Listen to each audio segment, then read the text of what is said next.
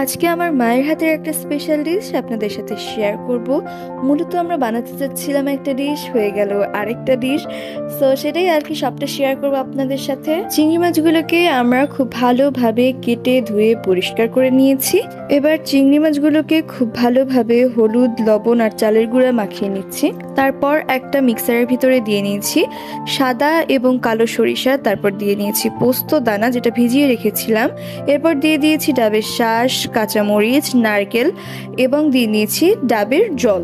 আমরা মূলত আজকে ডাব চিংড়ি রান্না করতে যাচ্ছিলাম, কিন্তু যেহেতু একটা চিংড়ি রাখার পর আরগুলো চিংড়ি রাখা যাচ্ছিল না, এই জন্য ডাব চিংড়ি রান্না করা হয়নি। তো আজকে যেটা রান্না করব সেটার জন্য আমরা কড়াইতে তেল গরম করে নিয়েছি। এখানে সরিষার তেল দিয়েছিলাম। এরপর আমরা এর মধ্যে দিয়ে নিয়েছি কালো জিরা। কালো জিরে দেওয়ার পর আমরা এবারে চিংড়ি মাছগুলোকে একদম ভেজে নেব। চিংড়ি মাছগুলোকে ভাজা হয়ে গেলে আরেকটা কড়াইতে একই তেল দিয়ে আমরা এর মধ্যে